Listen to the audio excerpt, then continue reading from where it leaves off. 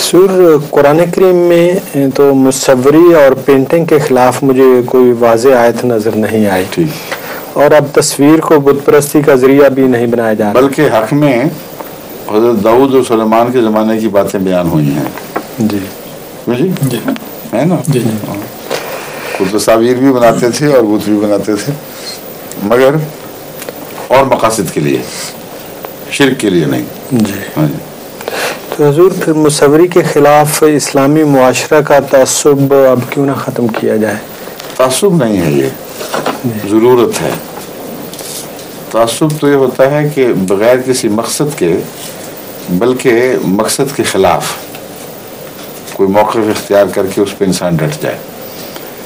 قرآن کریم نے میں مصوری کو جہاں تک شرک کا ذریعہ ہے اس حد تک تو واضح منع فرمایا ہے، لیکن غیر شرک مصوری کو جائز قرار دے کر اس کی وہ حوصلہ افزائی بھی نہیں فرمائی، نہ میوزک کی فرمائی ہے.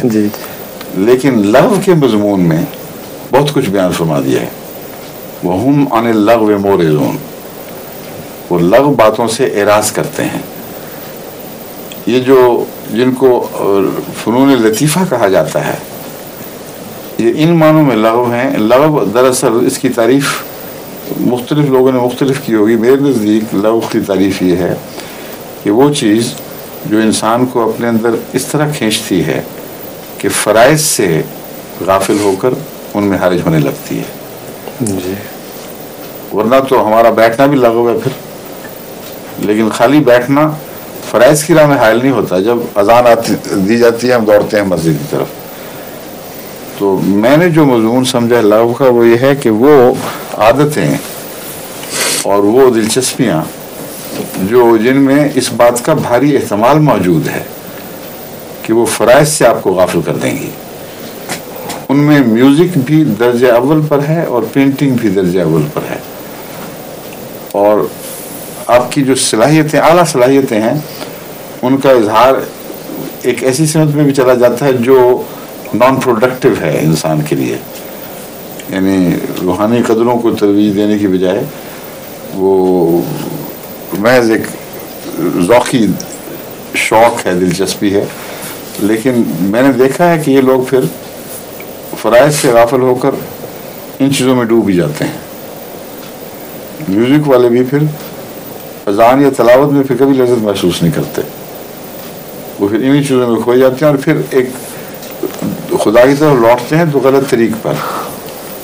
میوزک کے ذریعے وہ مذہبی جذبات کا اظہار جب کرتے ہیں تو سوائے نفسانی لذت کے اور کچھ نہیں ملتا جسے وہ روحانی لذت سمجھتے ہیں. جی ایک میرے پاس میوزیشین آیا ہوا تھا، اس نے یہ سوال کیا مجھ سے، تو وہ تھا ویسے ذہین اور شریف آدمی، وہ فوراً سمجھ گیا بات. انہوں نے کہا میں میوزیشین، مجھے پتہ یہ بات ٹھیک ہے. میوزیشین جب ان باتوں میں ڈوبتا ہے تو پھر اس کے لیے دوسری چیزوں میں لذت کی صلاحیت ہی نہیں رہتی پھر. اور میں نے اس کو کہا تم مجھے یہ بتاؤ کہ اس میوزک کے نتیجے میں تمہارا کردار بہتر ہوا ہے؟ بالکل نہیں. ادھر فتح علی خان اور فلاں قوال گا کے آئے ہیں اور رسول اللہ علیہ وسلم کا ذکر اور توحید کا ذکر اور نشے میں سارے مدہوش اور سر دھن رہے ہیں، اور واپس آ کے بہنے ہی وہی زندگی جو پہلے تھی. جی بالکل وہی ہوتی ایک کوڑی کا یہ پھر یہ لگا ہو گیا نا. جی بالکل لگا ہوا. ہاں جی. اور حضور